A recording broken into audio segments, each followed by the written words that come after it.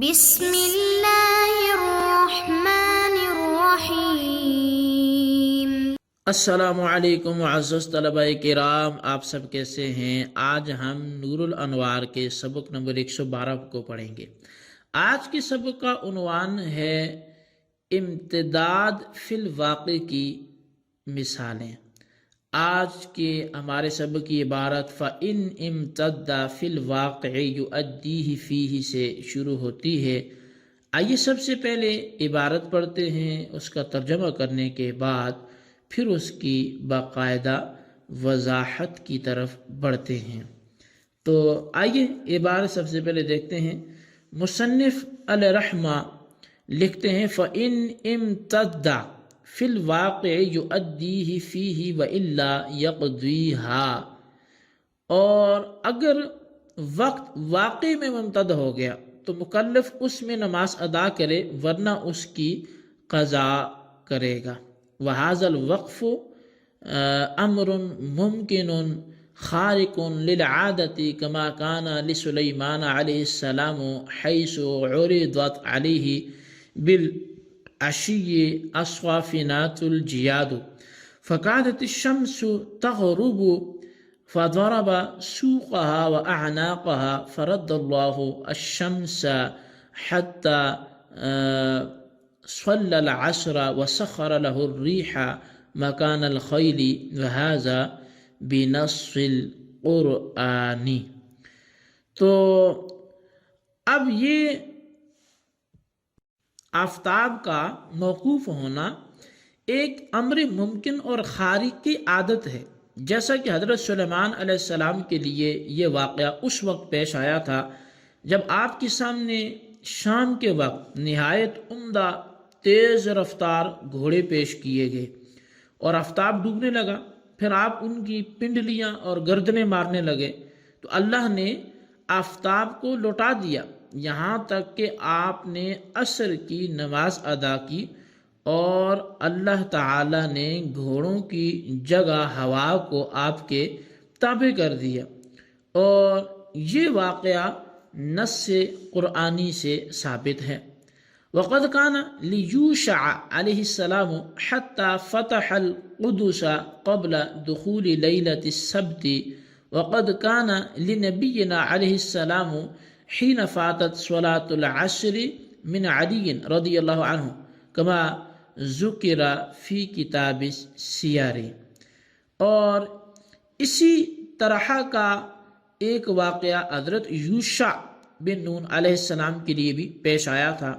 یہاں تک کہ آپ نے ہفتے کی رات داخل ہونے سے پہلے قدس کو فتح کر لیا، اور اسی طرح کا ایک واقعہ ہمارے نبی علیہ السلام کو بھی پیش آیا تھا جس وقت کہ حضرت علی رضی اللہ تعالیٰ عنہ کی عصر کی نماز فوت ہو چکی تھی، جیسا کہ کتاب السیر میں یہ بات مذکور ہے۔ وَهَذَا بِخِلَافِ الْحَجِّ فَإِنَّهُ لَمْ يُعْتَبَرْ فِيهِ تَوَهُّمُ الزَّادِ وَالرَّاحِلَةِ مع أن أكثر الناس يحجون بلا زاد وراحلة۔ اور فرمایا کہ یہ حج کے خلاف ہے کیونکہ اس میں توہم زاد و توہم راحلہ کا اعتبار نہیں کیا گیا، باوجود اس کے کہ بیشتر لوگ بغیر زاد و راحلہ کے حج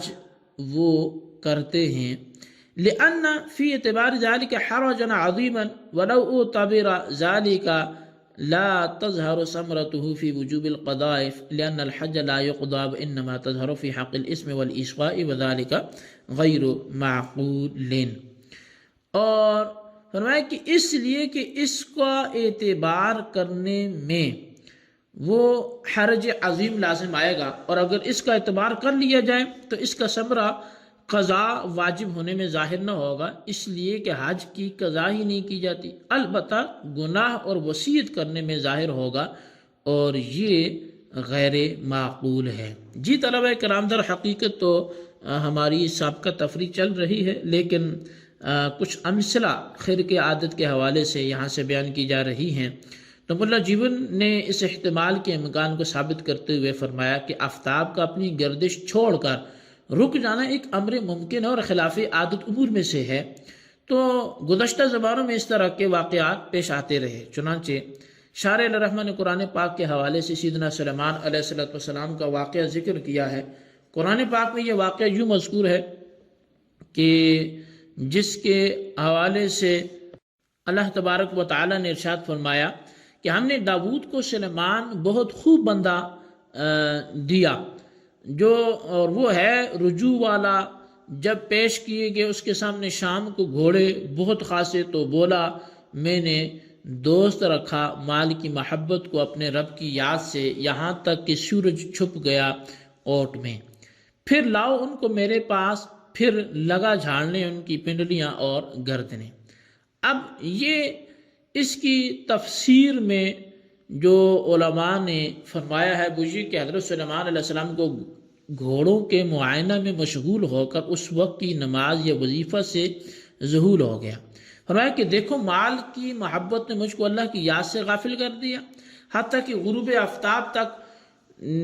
میں اپنا وظیفہ ادا نہ کر سکا۔ پس حضرت سلیمان علیہ السلام اس موقت عبادت کے فوت ہو جانے سے بےتاب ہو گئے اور حکم دیا کہ ان گھوڑوں کو واپس لاؤ جو یاد الہی کے فوت ہونے کا سبب بنے۔ جب مذکورہ گھوڑے لائے گئے تو شدت غیرت اور غلبہ محبت الہی میں تلوار لے کر ان کی گردنیں اور پنڈلیاں کاٹنا شروع کر دی، تاکہ غفلت کے سبب کو اپنے سے اس طرح علادہ کریں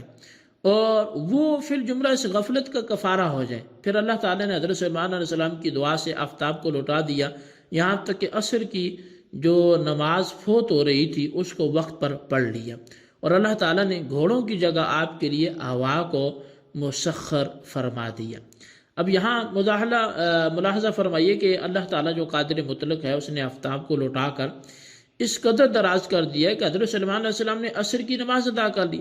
بس اس واقعہ سے امتداد وقت کا امکان ثابت ہوتا ہے۔ یہاں اس طرح کا ایک اور واقعہ وہ حضرت یوشع بن نون علیہ السلام کے لیے بھی پیش آیا تھا۔ اس کا خلاصہ یہ ہے کہ حضرت یوشع بن نون علیہ السلام نے جمعہ کے دن جبابرہ اور جبارین یعنی قبطیوں سے مقاتلہ کیا۔ پورے دن جنگ کرنے کے باوجود قدس پہاڑ فتح نہ ہوا، حتیٰ کہ آفتاب غروب ہونے کے قریب ہو گیا۔ تو آپ نے آفتاب سے خطاب کرتے ہوئے فرمایا کہ تو غروب ہونے پر معمور ہے اور میں غروب سے پہلے قتال پہ معمور ہوں، کیونکہ ہفتہ کے دن اور اس کی رات میں شریعت موسوی میں قتال حرام تھا۔ بس حضرت یوشع علیہ السلام نے کہا کہ اے اللہ ہمارے لیے آفتاب کو روک دے، تو یوشع کی دعا کے نتیجے میں آفتاب کی گردش روک دی گئی اور آفتاب اسی جگہ ٹھہرا رہا یہاں تک کہ قدس پہاڑ کو فتح کر لیا گیا۔ اب یہ واقعہ بخاری میں حضرت ابو ہریرہ رضی اللہ تعالیٰ عنہ سے بھی مروی ہے۔ اسی طرح کہ ایک واقعہ سید الکونین رسول الثقلین نبی الحرمین صلی اللہ علیہ وسلم کے لیے بھی پیش آیا تھا، اور قاضی ایاز مالکی رحمۃ اللہ تعالیٰ نے شفا شریف میں اس کے حوالے سے لکھا کہ آپ پر ایک مرتبہ وحی اتر رہی تھی اور آپ کا سر مبارک حضرت علی رضی اللہ تعالیٰ کی گود میں تھا، اور حضرت علی رضی اللہ تعالیٰ نے نماز عصر بھی ابھی نہیں پڑھی تھی کہ آفتاب غروب ہونے لگا۔ تو حضرت علی رضی اللہ تعالیٰ عنہ نے نبی علیہ السلام کو جگانا مناسب نہ سمجھا، اور حضرت نبی علیہ السلام حضرت علی رضی اللہ تعالیٰ عنہ کے گود میں سر رکھ کے آرام فرما رہے تھے کہ اتنے میں سورج غروب ہوا۔ حضرت علی کی آنکھوں سے اشک بار آنکھوں سے جو آنسو نکلے، تو رخ مصطفیٰ کو جب آنسوؤں نے ٹچ کیا، چھو لیا، تو نبی علیہ السلام نے فرمایا کہ علی کیوں غمگین ہو؟ تو عرض کیا حضور اس طرح سورج ڈوب چکا ہے۔ تو نبی علیہ السلام نے پھر اس وقت دعا کی کہ اے اللہ علی تیرے اور تیرے رسول کی اطاعت میں تھا، تو اس کی وجہ سے آفتاب کو لوٹا دے۔ تو حضرت اسماء بنت عمیس کہتی ہیں کہ میں نے دیکھا کہ آفتاب ڈوب چکا تھا، مگر پھر میں نے دیکھا کہ غروب ہونے کے بعد آفتاب طلوع ہوا اور دھوپ پہاڑوں اور زمین کے بلند حصوں پر دیکھی۔ یہ واقعہ خیبر میں پیش آیا تھا، اور اس واقعے سے بھی آفتاب کے لوٹنے کی وجہ سے نماز کا دراز ہونا ثابت ہوا۔ بہرحال اس طرح کے بہت سے واقعات ہیں جو اس بات کے ثبوت پر دلالت کرتے ہیں۔ تو وہذا بالخلاف سے ایک سوال کا اصل مصنف جواب دینا چاہ رہے ہیں کہ سوال یہ ہے کہ زاد راہ اور راحلہ حج کے لیے قدرت ممکنہ ہے اور وجوب ادا کے لیے قدرت ممکنہ کا توہم شرط ہے، پس زاد راہ کا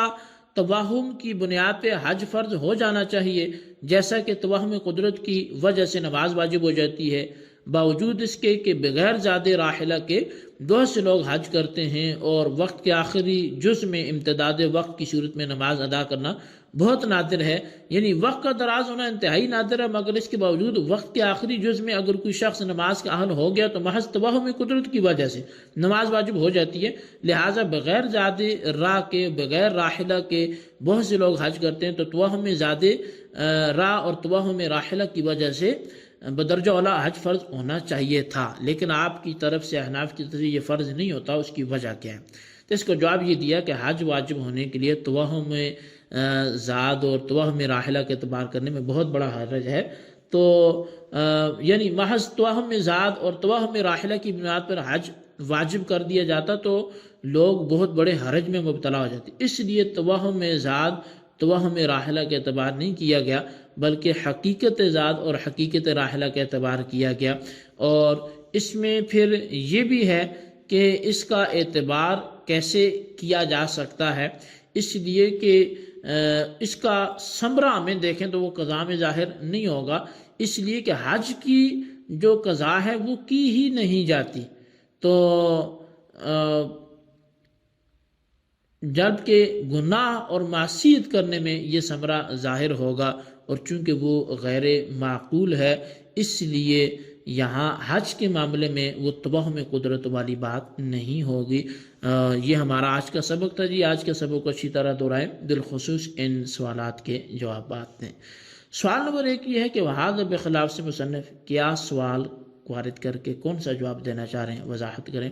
اور سوال نمبر 2 یہ ہے کہ خرق عادت، آفتاب اپنی گردش روک دے، اس پر کوئی 2-3 مثالیں قرآن پاک سے پیش کریں۔ اللہ تبارک و تعالیٰ سے دعا ہے جو کچھ ہم نے پڑھا سنا اسے یاد رکھنے کی توفیق عطا فرمائے، آمین، بجاہ النبی الامین صلی اللہ علیہ وسلم۔